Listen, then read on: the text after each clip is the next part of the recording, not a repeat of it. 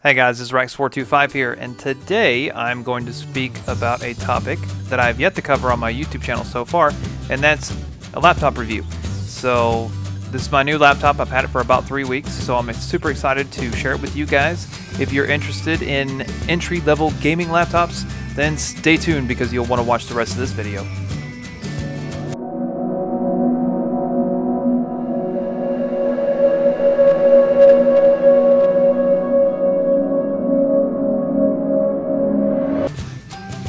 Okay guys, so as I said in the intro, I've had this laptop for about 3 weeks. I bought it at Best Buy for $6.99, which I thought was a pretty good price for, you know, sort of a entry-level gaming laptop. This is an HP Envy x360 M6 Convertible. Of course, that is definitely a mouthful, and so are the specs. So without further ado, I'm going to give you a rundown of the specs.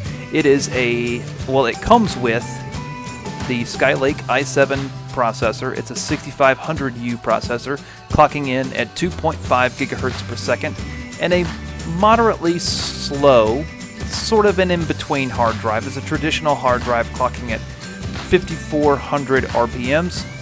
It has 8 gigabytes of RAM and a discrete graphics card, an Nvidia Gtx 930M. So these are pretty good specs for a laptop of this size. Now, of course, this laptop is pretty heavy. So, and just as with any gaming laptop or any laptop that has a discrete video card, it's going to have some heft to it. And let's just face it, gaming laptops are not light. This is not an Ultrabook. This is a laptop. So, if you're shopping for an Ultrabook, shop for an Ultrabook. It's if you're shopping for something lighter, in other words, then shop for an Ultrabook.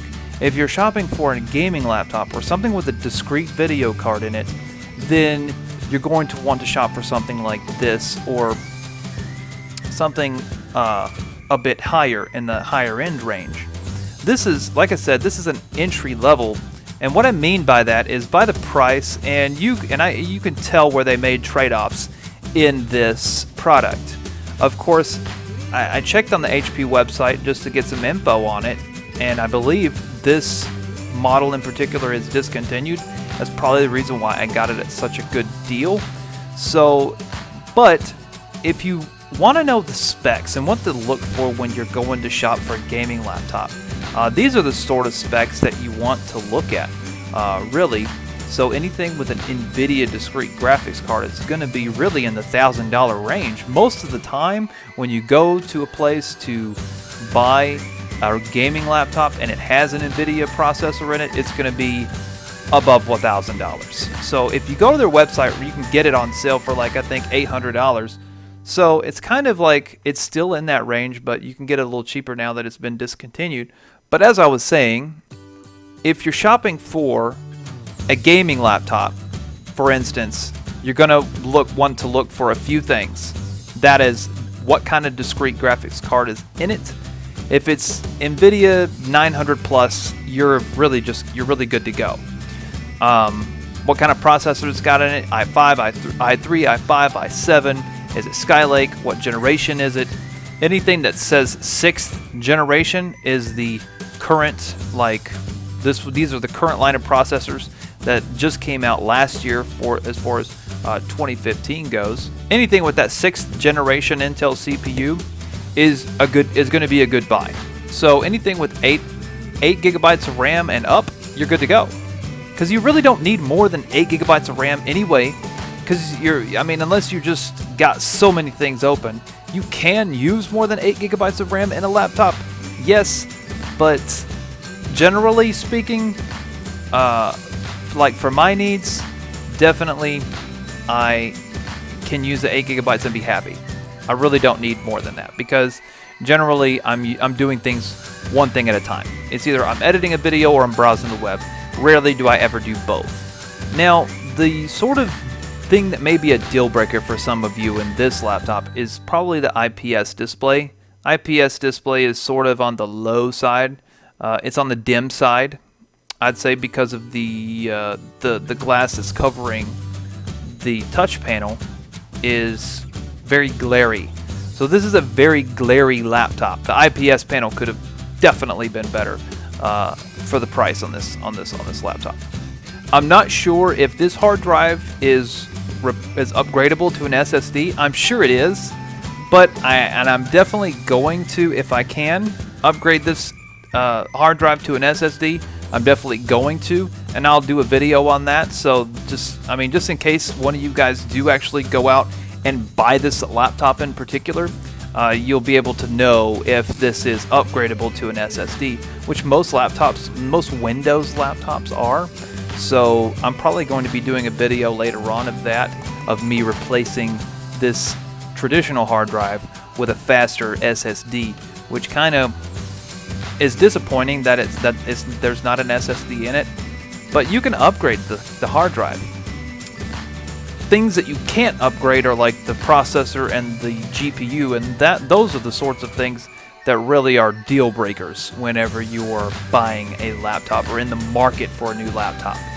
This computer has served me well. I went traveling probably for the better half of last week. I was on the road, and it did me well. I was still able to edit my videos and do my photoshopping on the go with this computer without an issue. It sits in your lap just fine because it is pretty weighty, but it's weighty on the bottom end of it and not on the top end. It's light on the top end, heavy on the bottom end, so it sits on your lap perfectly. So actually using it on your lap is actually pretty comfortable because it's wide and it's heavy on the bottom, so you can use it. You can type pretty fast and pretty well and pretty comfortably just putting it in your lap.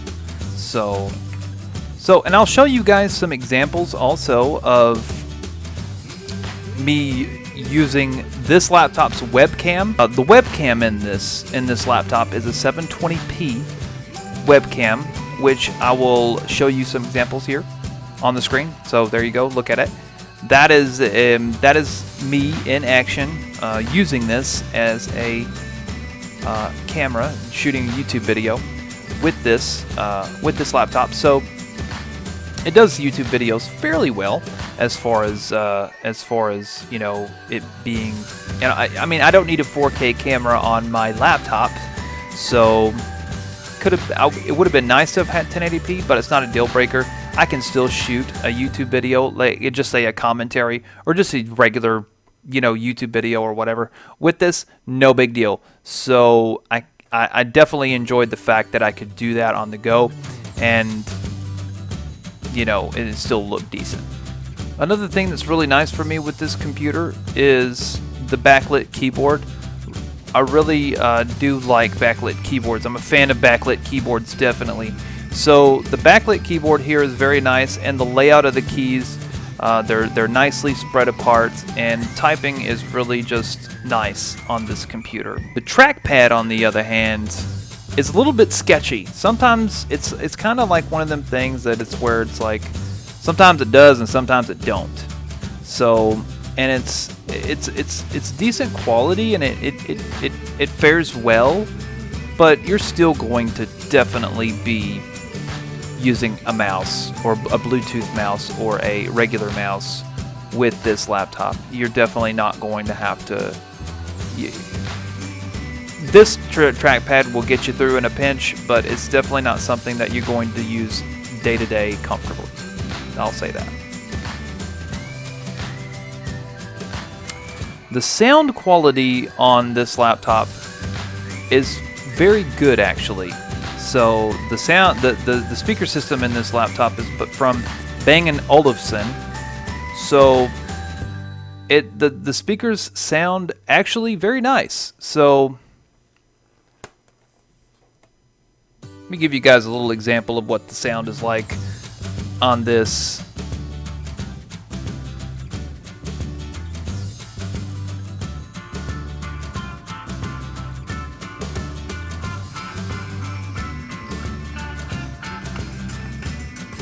And that's at 100%. So it's not obtrusively loud, but it's loud enough really to, and when you're looking at it dead on, it just has a nice sound to it. I wouldn't say it's going as far as surround sound, but it's got a nice enough sound to it. Next thing I'm going to talk about this is battery life. Now, when some people shop for a laptop, battery life is a big deal. Now, with this laptop in particular, battery life isn't phenomenal, but it's okay. I generally get about 5 to 6 hours battery time with this. Now, that's actively being used. Now, that's video editing, photoshopping, and browsing say, throughout the day.